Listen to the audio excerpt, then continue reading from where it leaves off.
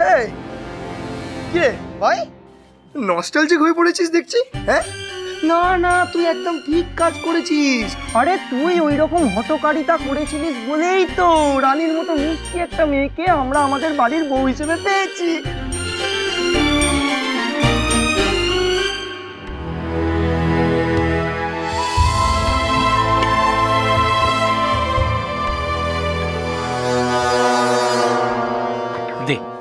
একদম না, আমি তোমাকে দেখেছিলাম বাগানে গিয়ে তুমি গাছে হাত দিয়েছিলে।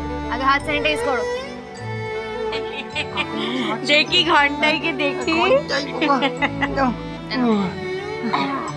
শোনো ঘন্টা বাবা, তোমার কাকুমুনি আর কাকিমুনি তারা হচ্ছে ডার্ক সাইডের ডাক্তার, ঠিক আছে?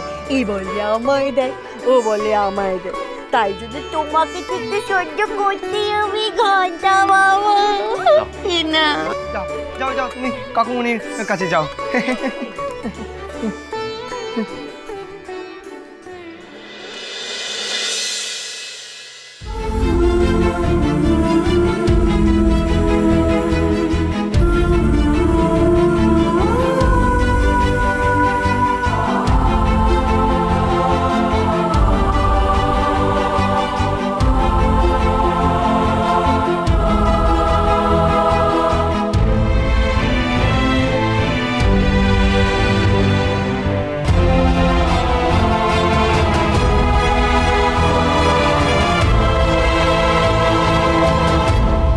আচ্ছা রিতম, তুমি বলো আমাদের ঘন্টাকে নিয়ে ওদেরকে বেশ মানিয়েছে না?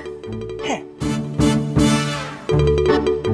শোনো না, বলছিলাম যে তুমি তো একটু বড় হয়ে গেল, এখন না পারফেক্ট টাইম সেকেন্ড বেবির কথা ভাবার জন্য। কি বলো রিতম? আরে হ্যাঁ, আমি তো এটাই বলছিলাম।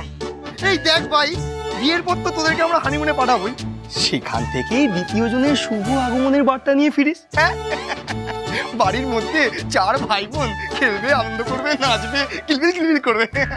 আমিও নাচবো, আমিও আনন্দ করবো।